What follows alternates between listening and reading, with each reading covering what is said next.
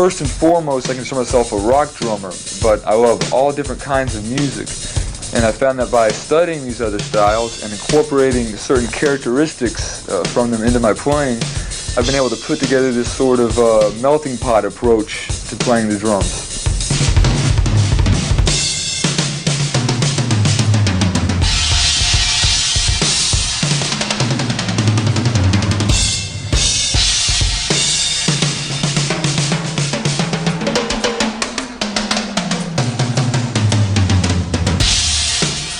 Metalmorphosis is my way of combining these different styles together, creating a sort of universal approach to drumming.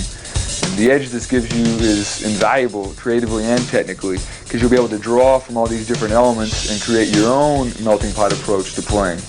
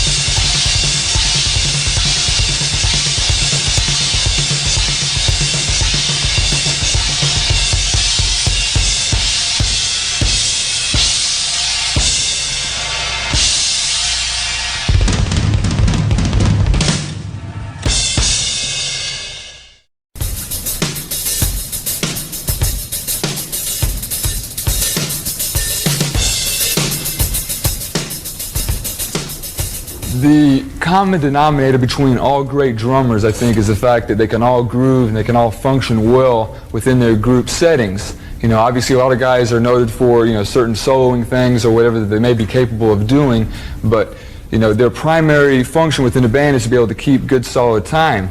And I think this is most prevalent in rock music, you know, because the most important thing about rock drumming is it's not what you play, but it's how you play it. It's the attitude and the energy and the conviction that you convey while you're playing it. And that brings to mind another important factor with rock drumming, and that is the subject of dynamics. Okay, so let me demonstrate something for you very quickly here. This is a basic quarter note oriented groove that I'm sure we've all heard 1,000 times before. And I'll just play it the regular, like, lame way for you so you can hear how it goes. It goes like this.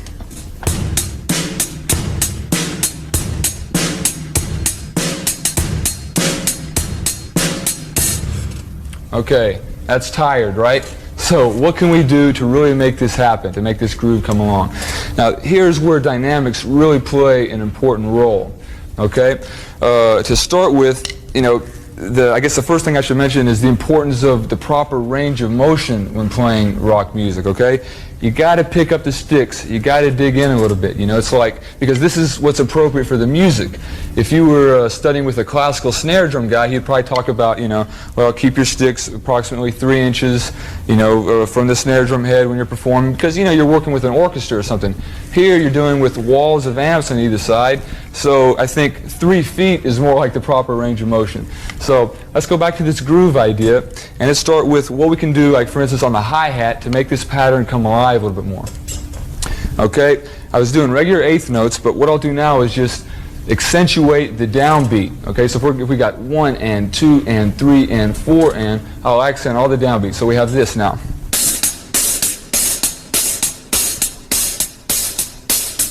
Okay, now with the snare drum, let me show you what we call a rim shot. Here's where we have half of the stick on the rim, the other half on the head. Okay, and then you just lay into it. Okay, so from back here, you should get this like concussive effect, all right? Because again, this is what's appropriate for the music. For the bass drum, you just got to rear back and fire. I mean, sometimes I find myself putting my entire body weight into it, you know. Oftentimes at my drum clinics, guys will say, well, hey, Bobby, you know, what, do you use the heel down or the heel up technique, you know? I say I use the leg up and the body forward technique. Really make the drum sing. Okay, so now let me go back to this pattern, and incidentally I call this the power groove. See if you can hear the difference.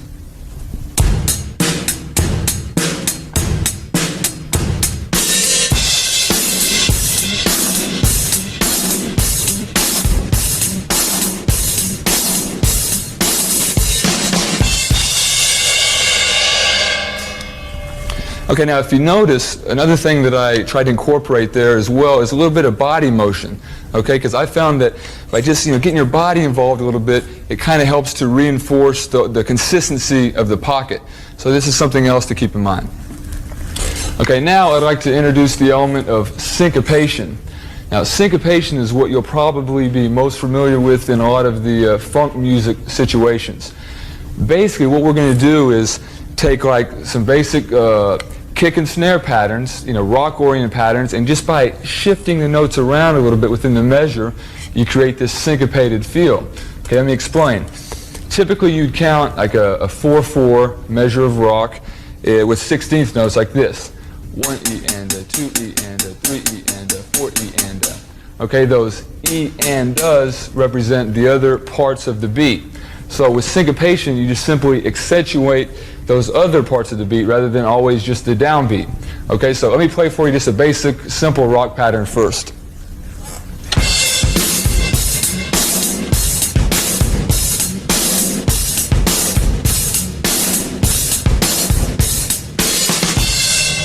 Okay, now with just a couple of minor changes, we can turn that groove into a syncopated one.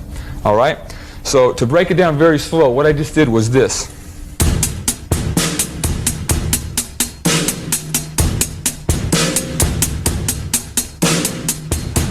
Okay, let's take the snare drum on beat number 2 and just kind of move it up one part of the beat there to the of 1. So now we'll have this. So now notice that there's nothing on beat number 2. So by accentuating one of the offbeats and taking the natural strong beat out of there from the snare drum, it creates the syncopated element. Okay, now on beat number 3, let's move the bass drum off of beat number 3 to the E of 3. So we're moving it off the beat and we're accentuating one of the off notes there. So we'll have this.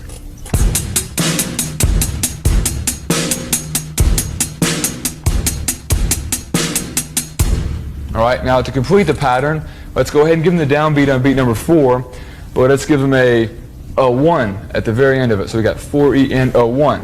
So now you'd have this.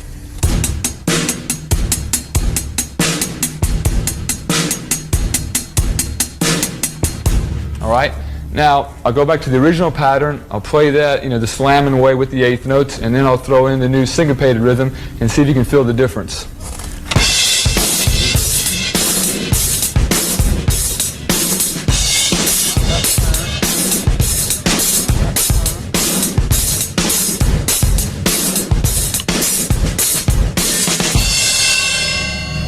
Okay, now I'd like to show you some ideas involving ostinatos with the patterns. Okay, an ostinato is a repeated musical figure. Okay, for instance, let me give you an example. Say you had an 8th note and 2 16th notes.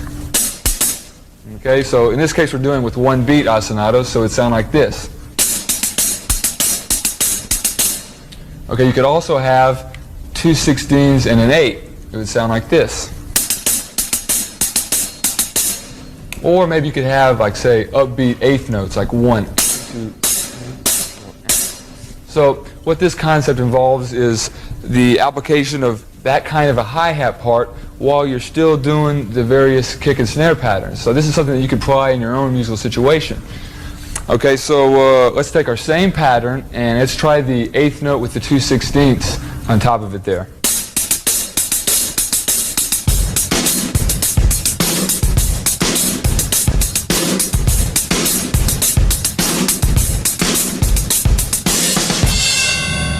Okay, now at this point, let me go ahead and introduce the concept of four-way independence. Okay, so far we're dealing with three-way independence, right? We got your right hand on the hi-hat, left hand on the snare, and then your kick. Now we're going to pull the right hand over here to the right cymbal, and our left foot is going to act as a timekeeper as well, just by playing on the hi-hat. So let's change it up a bit. I'll play the 2/16 and 1/8 note pattern over here. And we'll have quarter notes on the hi-hat, and then I'll perform the same kick and snare part.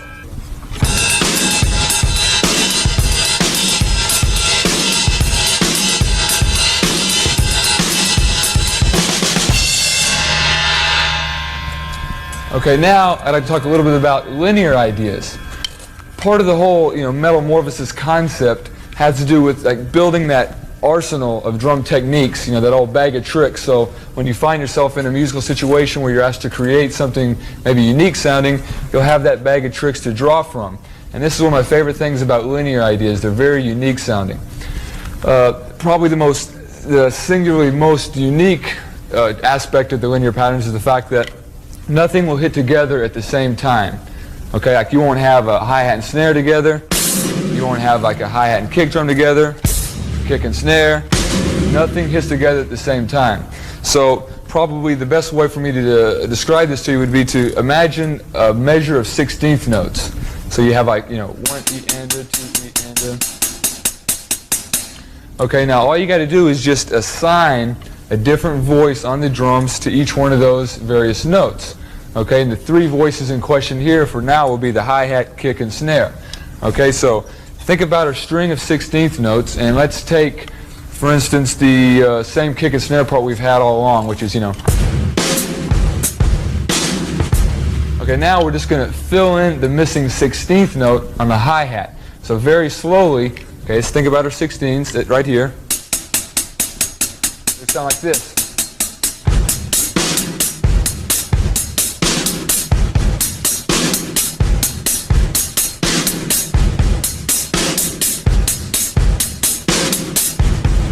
Okay, so then up to tempo you'd have this.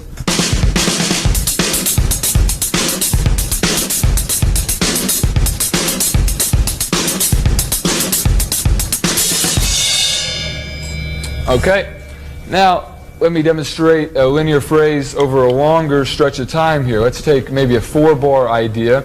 I'll play it for you very slowly, and just think about the 16th notes and how each note gets its own separate voice on the kit. Let's have something like this.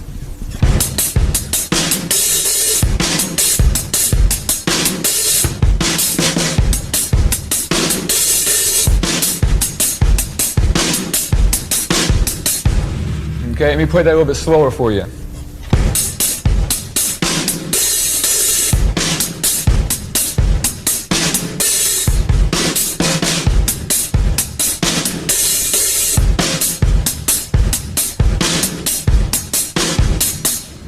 Okay, now up to tempo it would sound like this.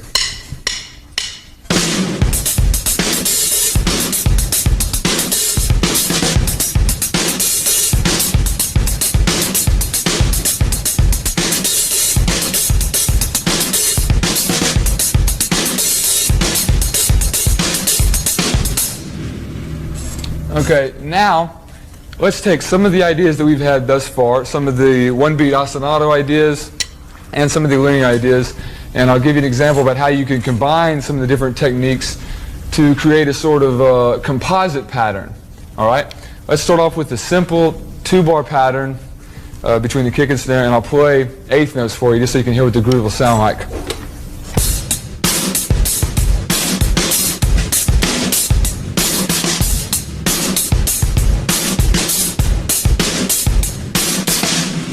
Okay, let's take the first measure of that pattern and incorporate some different one-beat ostinatos per every beat. So very slowly, what we'd have on the hi-hat would be this.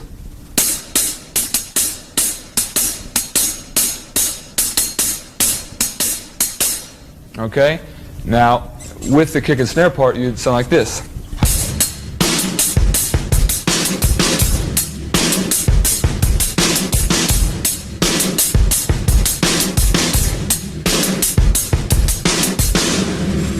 Okay, Now on the second measure, let's linearize the first 3 beats, and then on beat number 4, we'll just have an open quarter note hi-hat. So it would sound like this. Okay, so very slowly it would sound like this.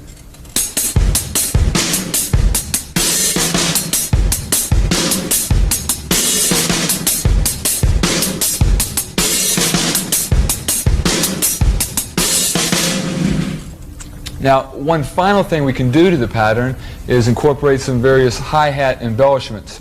So what I'll do is I'll play the pattern once again for you, both bars, very slowly, and demonstrate where we can open and close the hi-hat at specific areas, just to give it a different kind of flavor. Okay? 3, 4.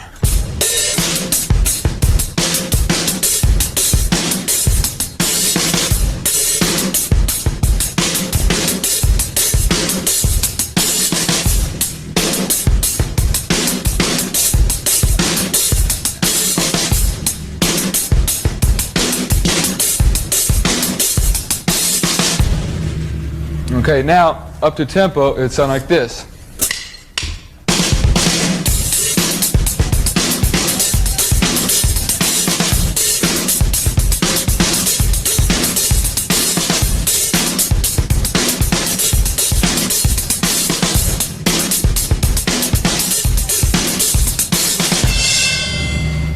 I first got into Latin drumming when I was studying at the Berklee School of Music in Boston, and my teacher there, Ed Kaspic, took me through a lot of the traditional as well as the contemporary Latin concepts, and I found that this benefited me in 2 ways.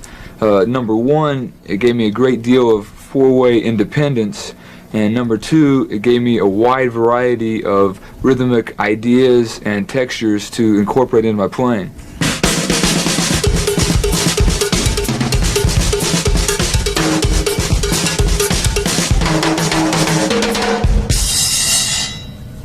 The biggest challenge in Latin drumming is the fact that you have to pretty much emulate an entire percussion section. Okay, so let me demonstrate this by showing you the traditional samba pattern. Okay, now the samba pattern basically starts with the feet. You'll go back and forth between your kick drum and hi-hat like this.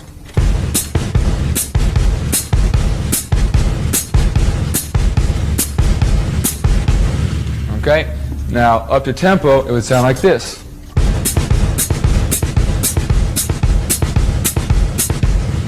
All right. Now, with the right hand, let's come over here to the bell of the right cymbal and play a pattern like this.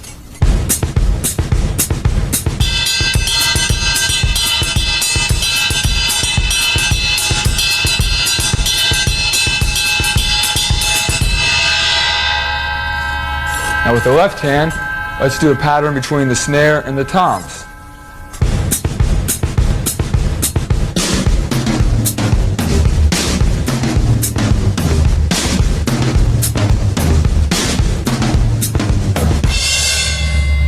Now, when putting all those elements together, you have a samba pattern.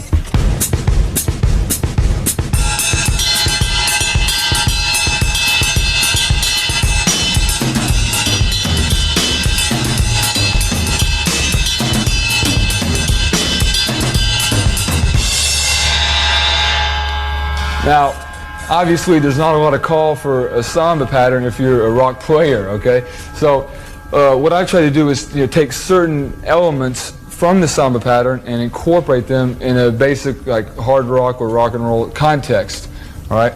Here's an example. Let's say we have a regular hard slamming groove like this.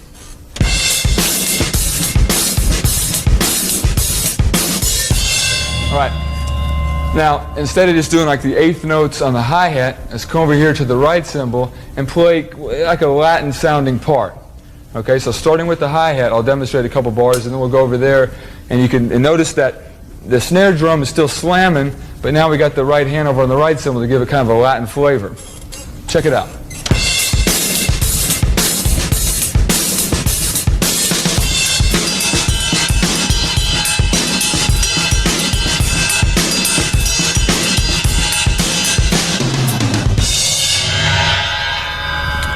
Okay, now let's further metamorphosize this whole idea by incorporating one of the Latin sounding right hand parts with one of our earlier ostinato parts. Okay, let's use one of our upbeat eighth note ostinatos on the hi-hat.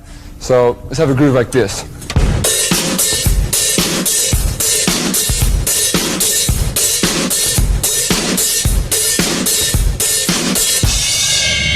Now, with the right hand, let's play a Latin part on the cowbell, something like this.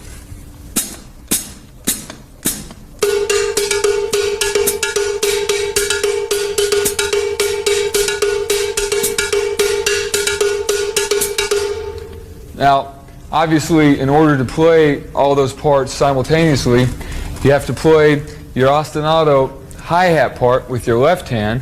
So you'll just simply travel back and forth between your hi-hat and your snare, and that will leave your right hand open to play the cowbell.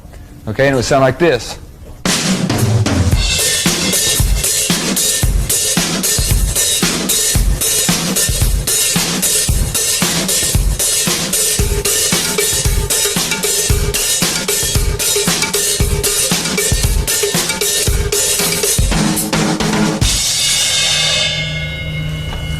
Okay, now I'd like to play one more pattern for you that pretty much takes this whole four-way independence thing to an extreme.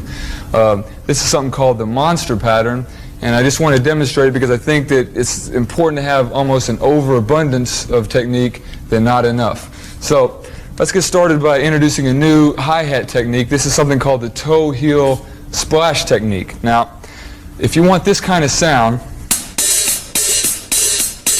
but your hands are tied up doing something else, you can achieve the same basic effect by having your heel literally splash the cymbals together and then have your toe close them. So it sounds like this. So that kind of frees things up. So the way we'll start this pattern is we'll have that cooking on the downbeat, like 3, 4. And on the cowbell, we'll have an upbeat rhythm. So it'll be like 1 and 2 and 3 and 4 and back and forth. So it'll sound like this.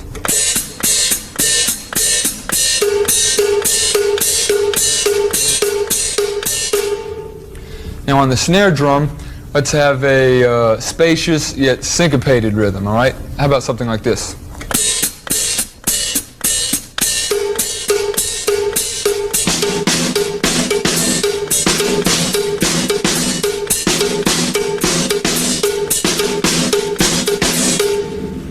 All right, now on the kick drum, let's have a bit more of a busy pattern.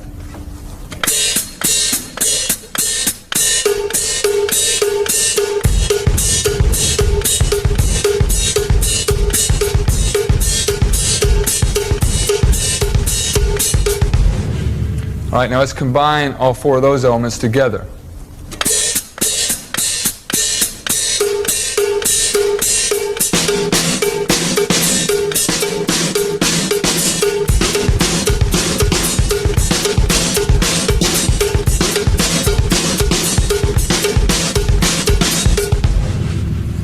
All right, now let's incorporate a Latin timbali part over here, something with the left hand that would sound like this.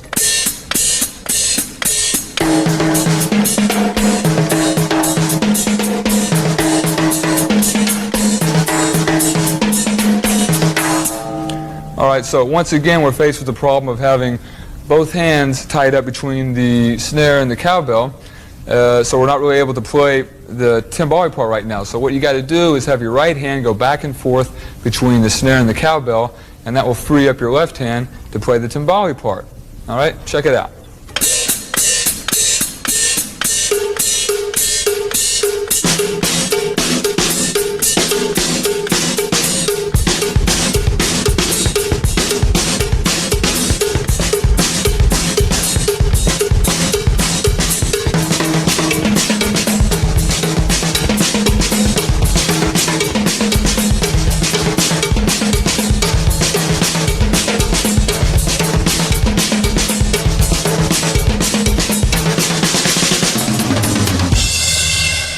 Now, in addition to using this four-way independence concept for like timekeeping applications, there's some pretty cool solo ideas you can get together using it as well. For example, let's say you had your left foot doing a toe-heel splash technique on the hi-hat.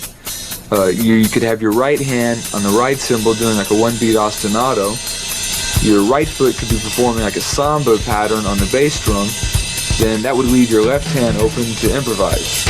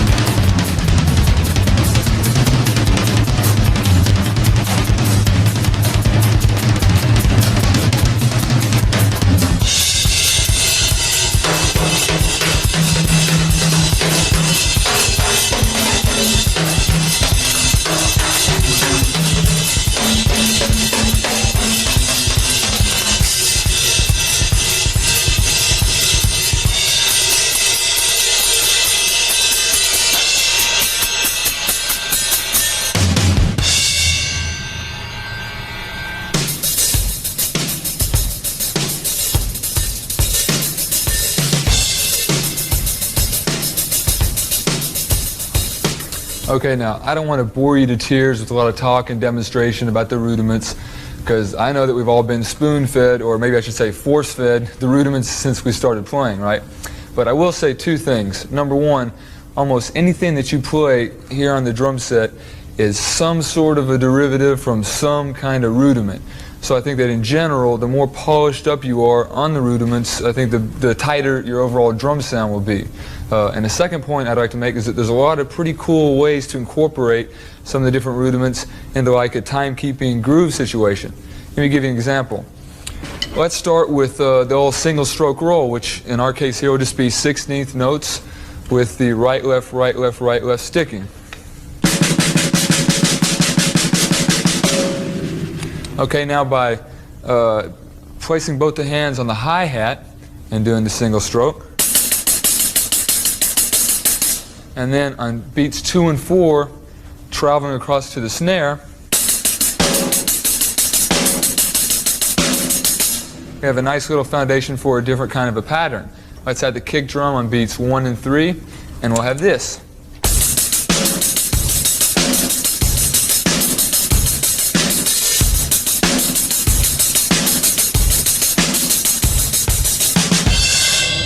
All right, now so you can see with just a couple slight little embellishments, maybe a few open and closed hi-hats and a slightly different kick pattern while maintaining the same flow between the hi-hat and snare, this gives us a whole nother concept for keeping time.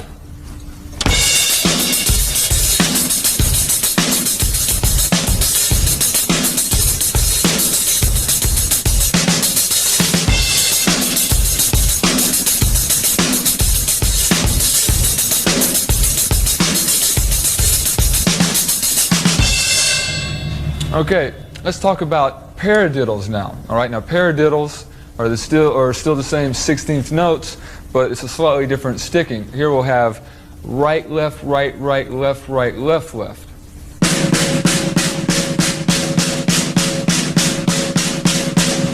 Okay, so up to speed in 16th notes.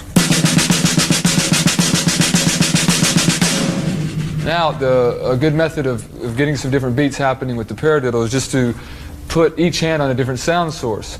So let's leave the left hand on the snare and put the right hand up on the hi-hat.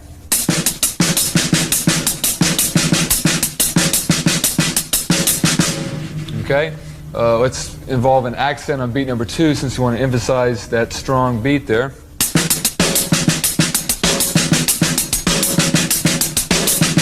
And then let's just choose a real simple kick drum pattern to go with that.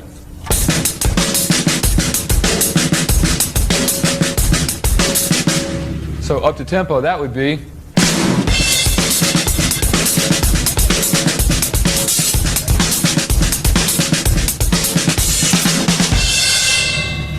Okay, now let's use a similar process involving 3 sound sources. This time, our sticking will involve a combination of the double stroke and the paradiddle. So, once again, picture a bar of 16th notes. You're going to have right, right, left, left, right, left, right, right, and then the same thing on the other hand. Left, left, right, right, left, right, left, left. So you'd have this slowly.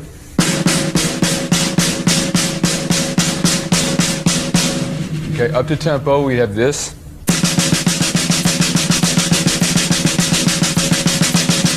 Now let's involve our other sound sources. Let's put the right hand on the cowbell and the left hand on the hi-hat.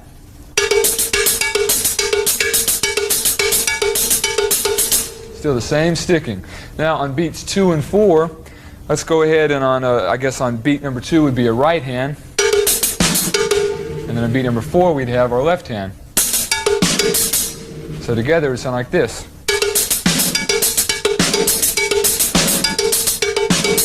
Alright, again, it's just add a simple kick drum pattern of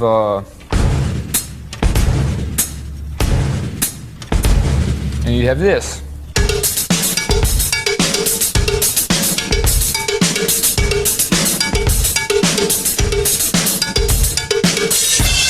So, slightly faster, that would sound like this.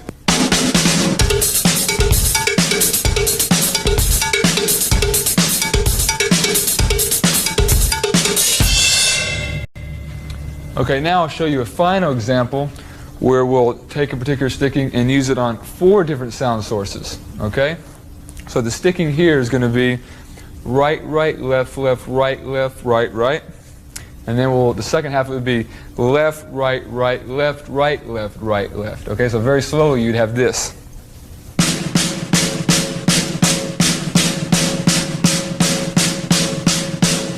Okay, a little faster.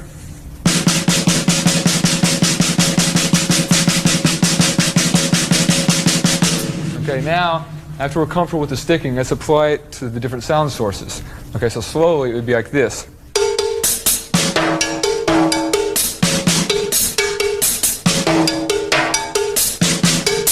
Okay, a little faster.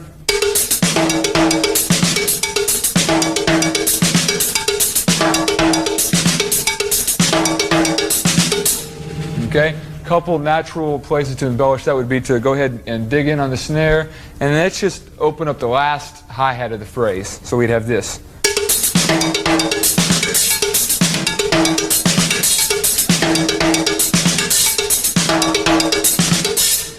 Okay, now there's a lot of different bass drum combinations you can use there, but let's just use something like this here. 3, 4.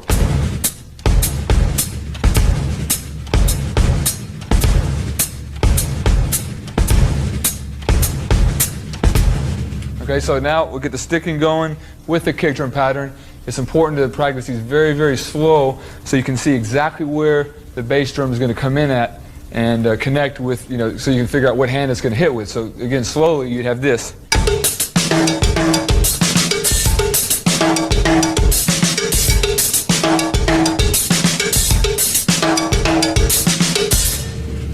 Okay, now let's hear that up to tempo.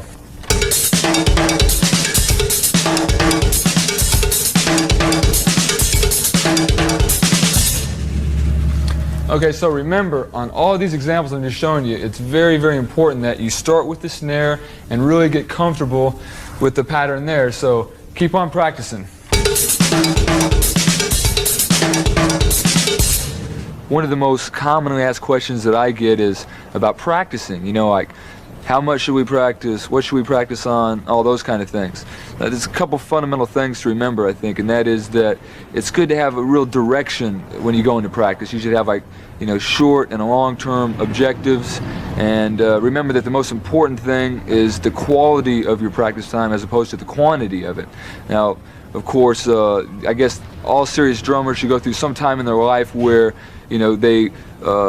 where drumming consumes their every waking moment, more or less. And I know I went through some of those stages, and how I used to, I had a Casio watch, and I would time literally the minutes of my practicing, and if I didn't have 8, 9, 10 hours done by the end of the day, I wouldn't go to sleep until I got that practice time done, But and you get a lot of technique established during these periods.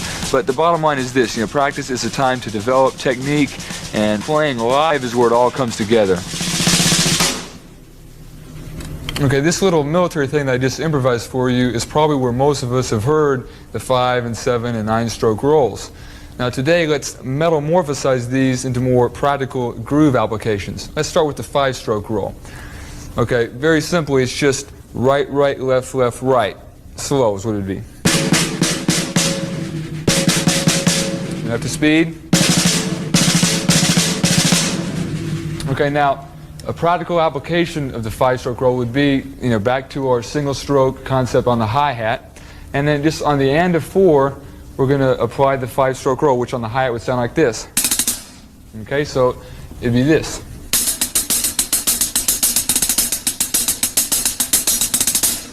All right, so in a groove situation, it would sound like this.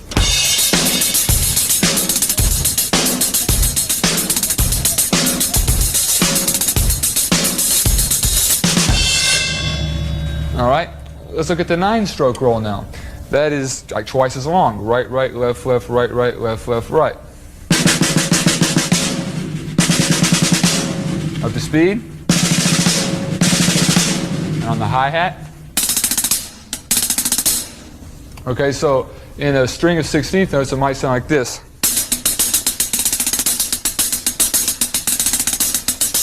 And then in a groove format, it would be like this.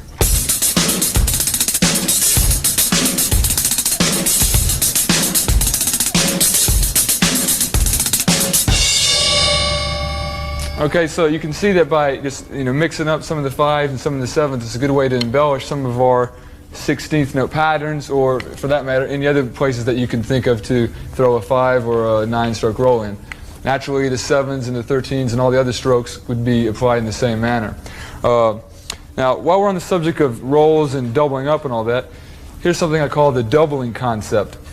Now, in the same way that we're doubling up on our right, right, left, left, and so forth, let's introduce a third voice, which is our foot. Okay? So what we'll do is let's take something that's linear oriented, and I'll show you a way to get both hands and the kick drum worked into like a drum roll sounding thing. Okay, let's start with something like this.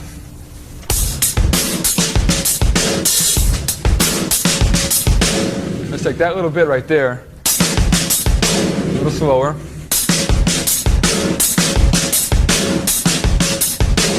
Again, that part is linear because nothing's hitting together at the same time. So now we're just very simply going to maintain the same tempo, but just double up on each limb. So instead of, you'd have this.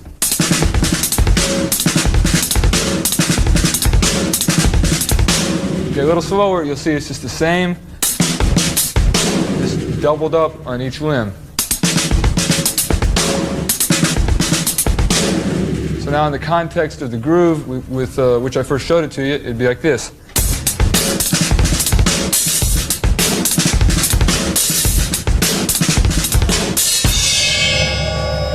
Okay, let's take another idea. This is another linear example.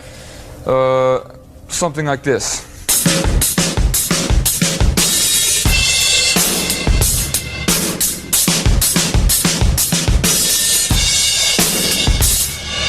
Okay, so all we're going to do, we're going to take that first part there and just double up on everything.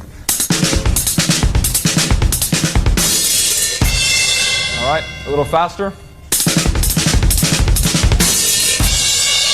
And now in tempo.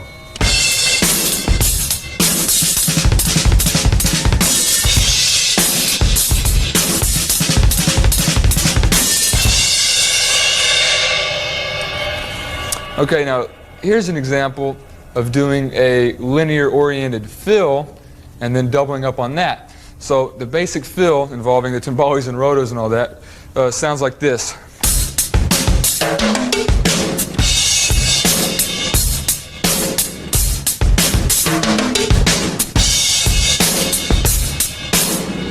So now we're going to just groove through that first part, and when we get to this action over here, we'll double up on it. So real slow, it would be like this.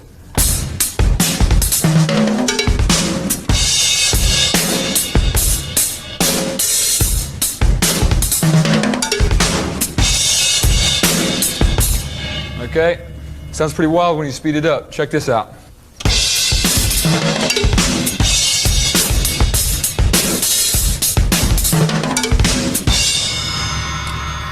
Okay, now as one final idea here, let me show you a variation of the three-stroke rough. Okay, let's think about 16th note triplets. So they're going to sound like this, like 3, 4. Okay, now our sticking on the triplets are going to be just simply right, left, left, right, left, left, right, left, left, right, left, left.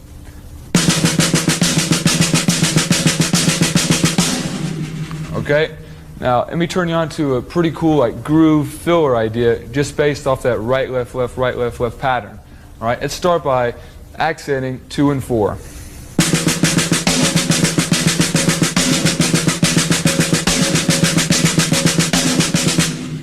Okay, now let's replace the snare drum on beats 1 and 3 with a kick drum.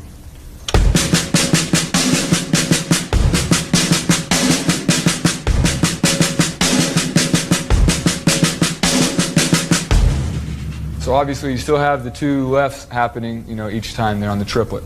All right, now let's have the right hand go back and forth between the snare and the hi-hat, and let's catch the hi-hat on the upbeat, which means you'll have this.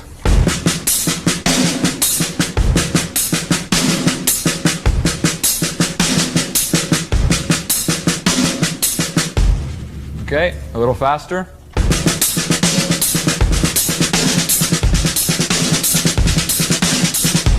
All right, and now up to tempo, you'd have this.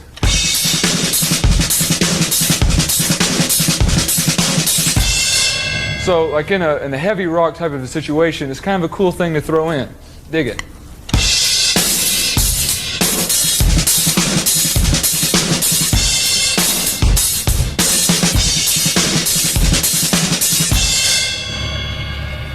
Now let me demonstrate all these rudimental ideas in a sort of groove-oriented solo application.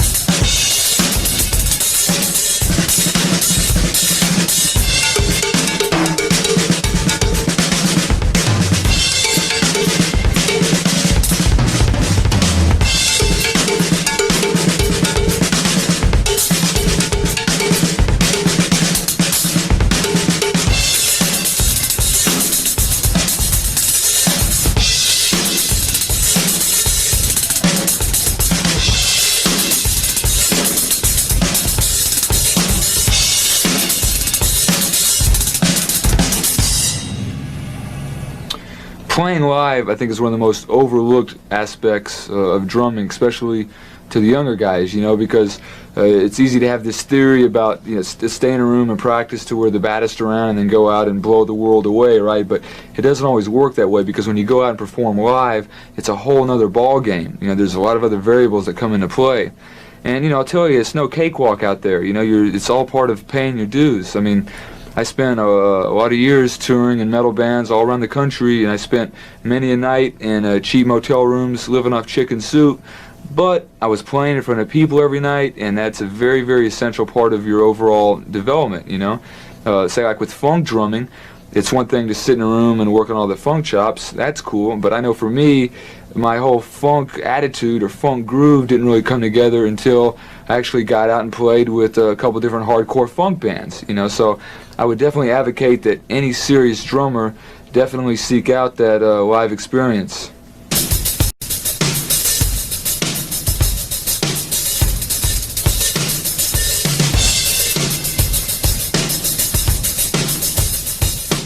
Double bass drumming is a gigantic topic all its own, but I wanted to show you guys at least a couple different basic double bass principles.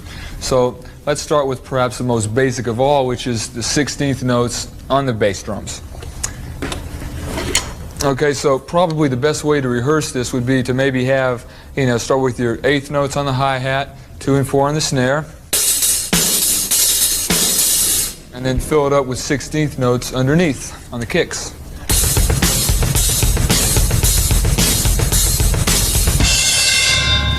Now, the important thing to remember about this kind of double bass technique is that, as simple as it may sound, it's very important to do a lot of monotonous exercises to work on your endurance as well as your accuracy. So, one suggestion might be to take one of your favorite records, put on the headphones, and just groove along double bass style all the way through it, as a way of kind of like a Jane Fonda aerobic workout principle there, all right? So you might have this.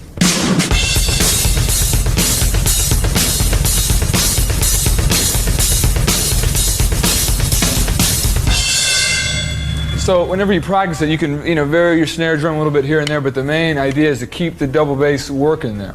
Okay?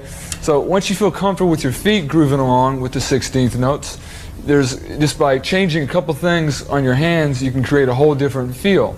For instance, if we continue on with the 8th notes on the kick or on the hi-hat, and let's say we had like upbeats on the snare. All right? So instead of the 2 and 4 trip, it'd sound like this. Like every other hi-hat gets a snare, and then with the 16th notes underneath it, you'd have this.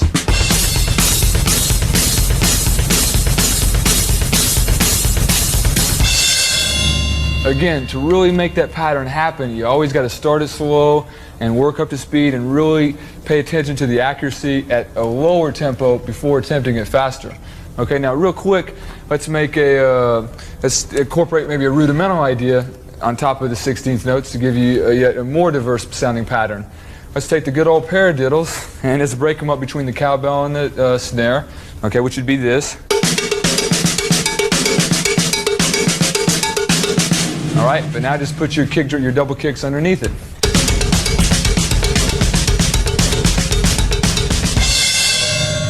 All right, or one more kind of off-the-wall idea would be to maybe go back to our samba pattern with the hands, which was this.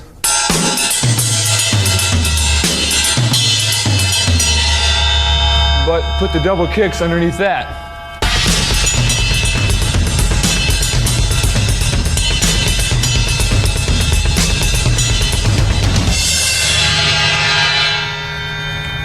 Okay, now let's talk about snare and bass drum combinations. All right, let's start with the fairly simple one. This is just simply right, left on the snare, right, left with the feet.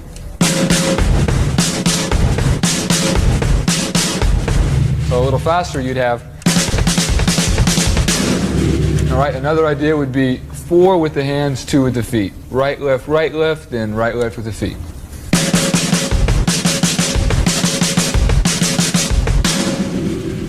Okay, so now by going back and forth between the 2 and the 4 with the hands and always doing 2 with the feet, you can create some pretty interesting rhythmic combinations there. So let me do something for you from slow to fast, where I'm just alternating between those two ideas.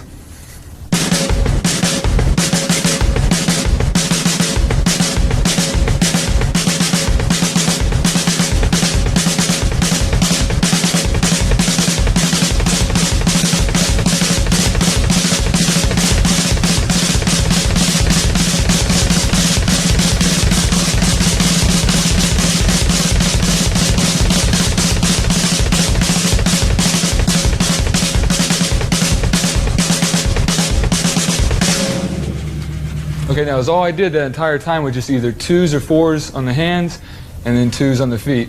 So again, it's very important to start right here. It all happens right here between your kick and snare. When you get comfortable there, then you can begin to explore some other possibilities around the rest of the kit. So for example, let me just do something for you real quick. Same type of format, but this time I'll put the 2s and the 4s around the kit and see what we come up with there.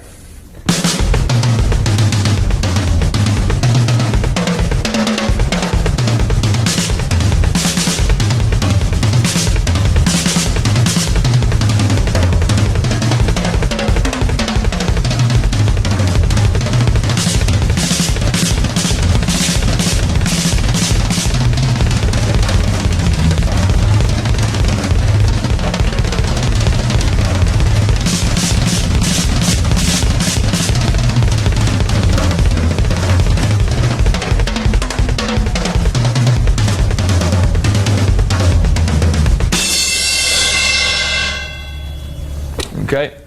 Now, let's get into some triplet applications of the double bass technique. Okay, now we've all heard the old standby here of right, left, kick, right, left, kick.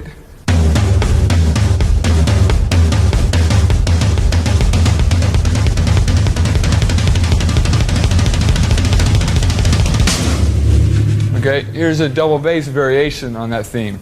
Let's have both hands hitting together at the same time and follow it with a right and a left on the kicks.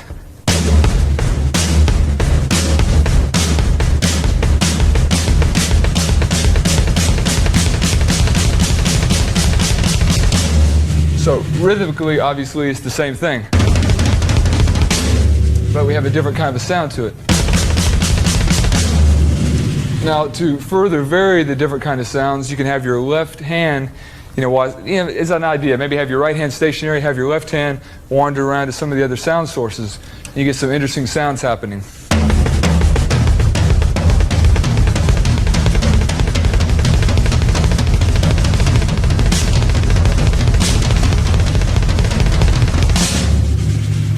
Okay, and finally what you can do with that is have maybe your right hand on the cymbal and your left hand on the snare and do the same riff.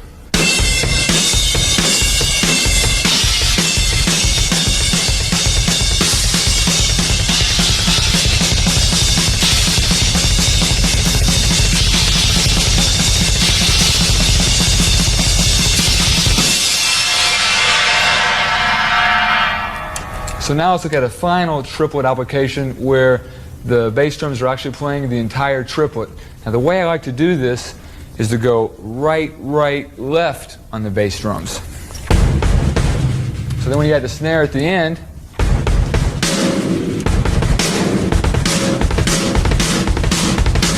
it sounds like that. Now like an idea of utilizing that lick in a fill, an easy one would be like, say, right, left, right with your hands, and then the 3 feet to follow.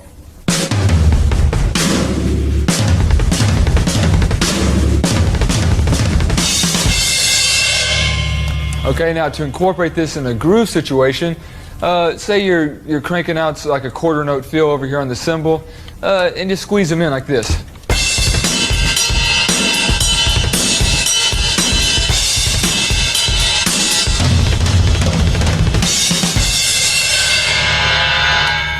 So obviously any of these things I showed you can be used in either a groove, fill, or solo situation. So now let me perform a little piece for you. This is something called Pedal to the Metal, and it kind of demonstrates a lot of the different techniques that we talked about.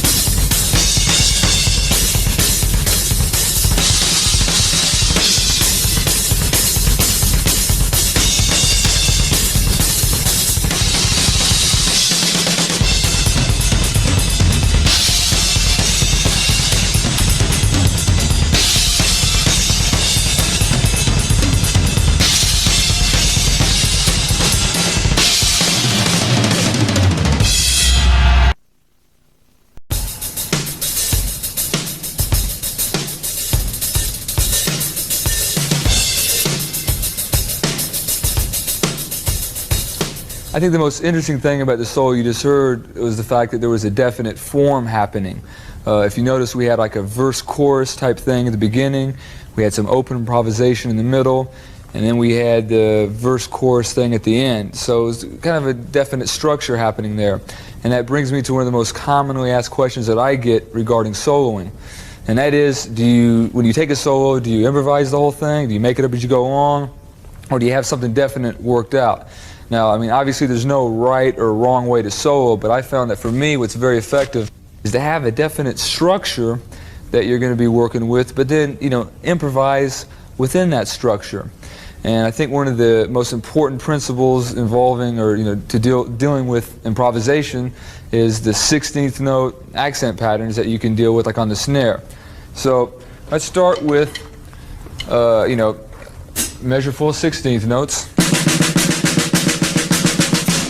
And obviously our accent is where we hit one note louder than the other. So here's an example of like a 1-bar accent pattern.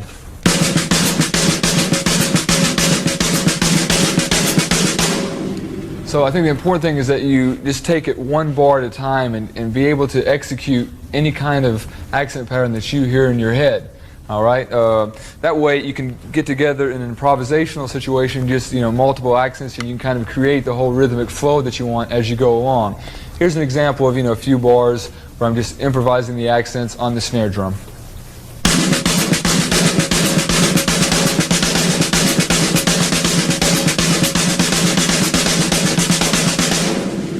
Okay, now by taking the accented notes and placing them on the toms, we can create a whole nother feel. Okay, so let's go back to our 1-bar example, which was this.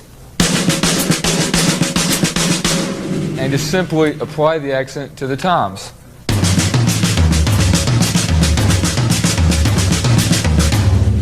Okay, so to slow that down for you, we had the accents on the snare.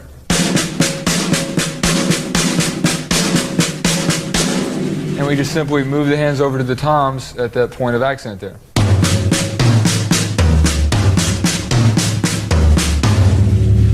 Okay, so now using the improvisational principle that we used a second ago on just the snare drum, let's just take the accents and place them around the toms to create other rhythms. Okay, it may sound like this.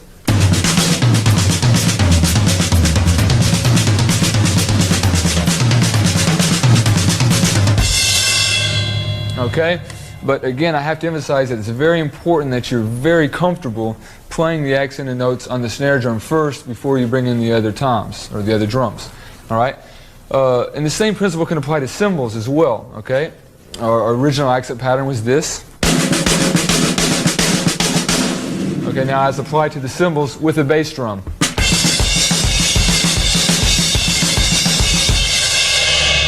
Okay, so now here's a little improvisation using the accented notes all around the cymbals.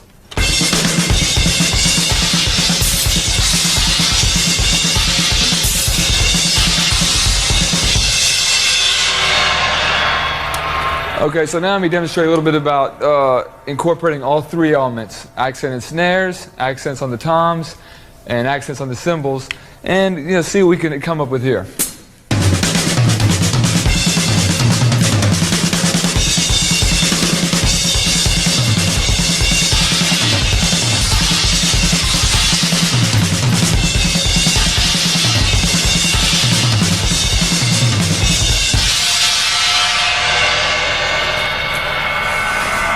Okay, now that we got our hands happening on all the different instruments, let's bring in the bass drum. Now, basically what I like to use the bass drum for a lot of times is to kind of set the underlying pulse while all this other activity is going on, particularly when you're working with the snare and the toms. Okay? Just a couple minor changes that can change the whole feel of what you're trying to do during the solo. I guess take quarter notes on the kick drum, for example, and I'll do some improvisation on the snare and toms.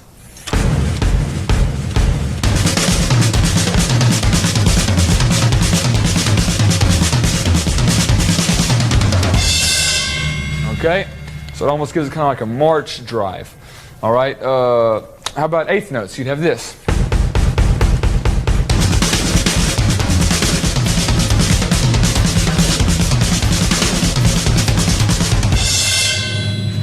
Okay, of course we've got the good old 16th notes.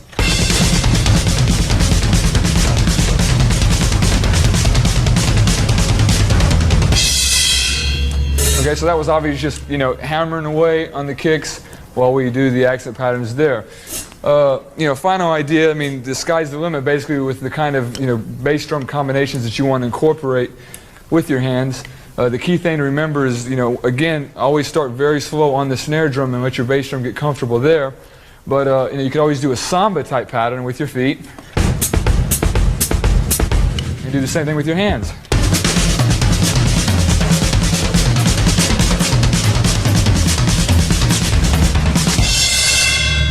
Okay, a final thing I'd like to mention to you is the importance of thinking melodically while you're playing this. Trying to set the thing up with some different melodic fragments and think along those lines as well. And I'll show you one other thing that might help you do so. This is something called crossover patterns, and they enable you to get to certain melodic combinations on the drum set that you might not otherwise be able to get to. All right, crossovers, as the name implies here, are literally when one hand crosses over another hand. So very slowly you may have something like this. You just have the right hand crossing over the left there. So faster it would sound like this. Okay, now this applies to the left hand as well. You can have the left hand crossing over the right hand. Let me try this.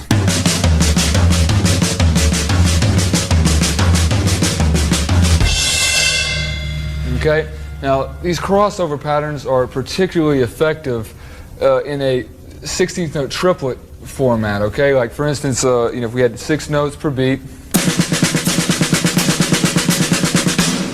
Okay, here's a couple examples of the triplet crossovers.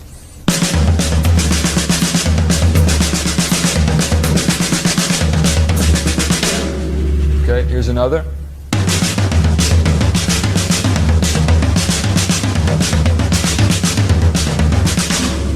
And here's one known as the awkward cross. This is the left hand crossing over the right on, like, say, the floor tom or something. It would sound like this.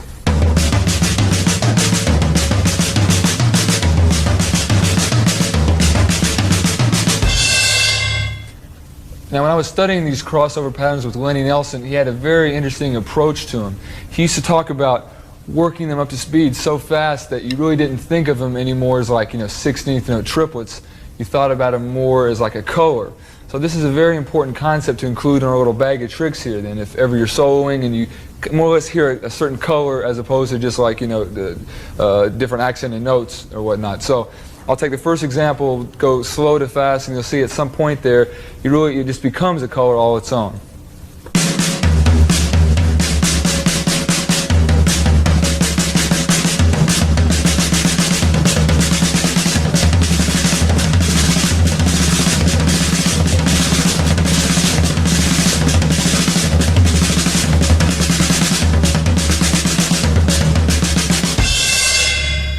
Okay, I'd like to demonstrate the other 2 examples back to back to make a slightly longer phrase. And I'll do the same, slow to fast concept there as well.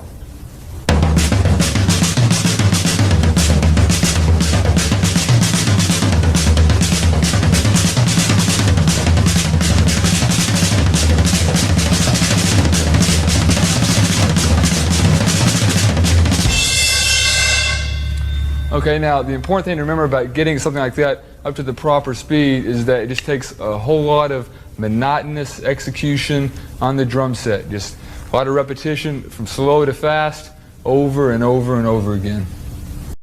Another thing that I found to be very helpful to me, especially where speed and stamina is concerned, is weightlifting. I got into lifting a few years back because in the same way that I talk about having like an overabundance of technique, I think it's important to have an overabundance of power and endurance, especially in soloing situations. Because like imagine this, all right? You're soloing for like a crowd of screaming rivet heads, and then they're responding, and then so you want to give them more, so you raise your intensity level, and then they respond more, and then all of a sudden you get tired. This should never happen. So weightlifting can help. My training program consists of working the entire body. I know a lot of people think that drummers only use their arms when they play, but especially in a high-intensity situation, you're really using everything. Even your abdominals, because the abdominals help you balance, on the throne. So the important thing to remember while you're training, though, is to always try to keep the intensity level up. Intensity really is the name of the game in here, because the idea is that you want to subject your muscles to more stress than what they would normally be subjected to at the gig. Now, a big misconception about bodybuilding is that it, tightens you up, slows you down, and all that kind of jive. But what I found is that certain movements here, while training, take you through such a wide range of motion that it can actually increase your flexibility.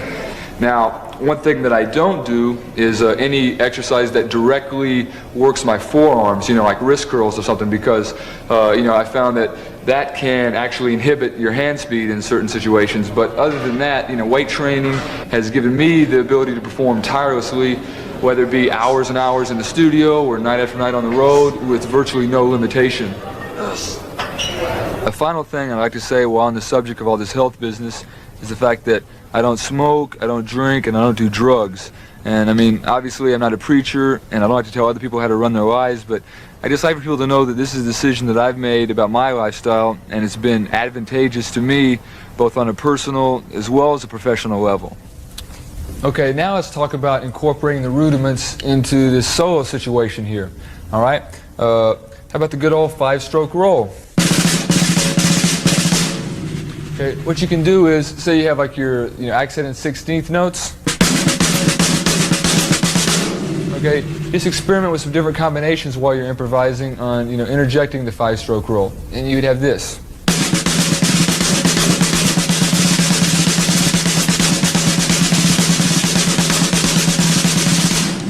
Okay, now keep in mind that I like to do the 5-stroke 2 different ways. Sometimes I'll do the right, right, left, left, right sticking. And other times I'll use the regular single stroke sticking through, which is just right, left, right, left, right, but it still has the same sound.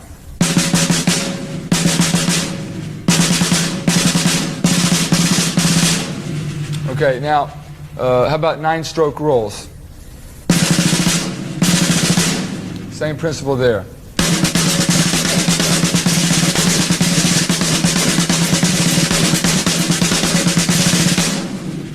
Okay.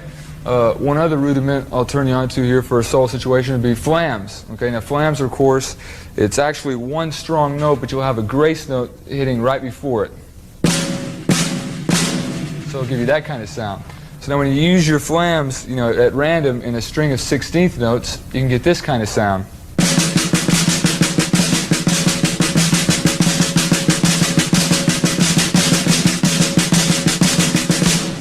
These kind of things. So once you get comfortable with utilizing the flams in a 16th note flow on the snare, then you can begin to incorporate some different combinations with using the flam with the toms. So for instance, if you had something like this, okay, you just let your hand travel up to one of the toms, and sound like that.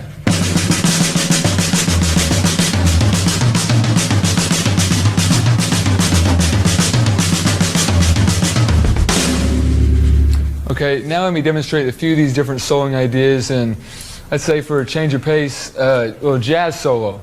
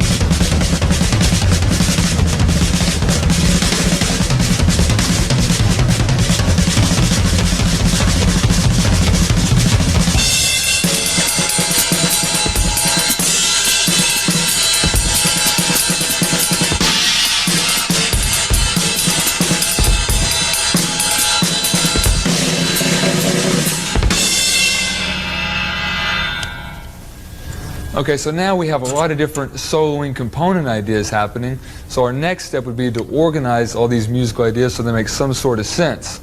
Okay? Your solo should have some kind of form. There should be a structure. There should be like a beginning, a middle, and an end.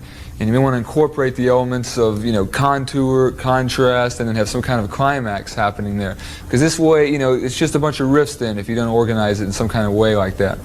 So let's start with some solo opening ideas. Okay, a lot of times what I like to do to open a solo is maybe just get a real serious groove happening, and this kind of draws the audience into what you're doing, and then you could expand and elaborate on the initial rhythmic theme from there. So it could be something as simple as this.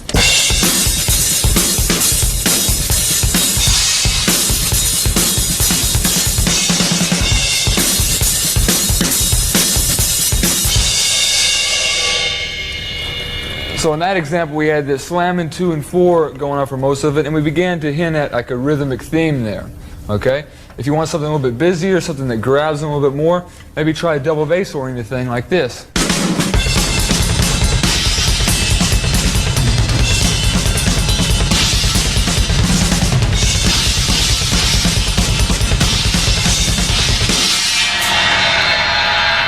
So with that example, we had the underlying pulse of the double kick.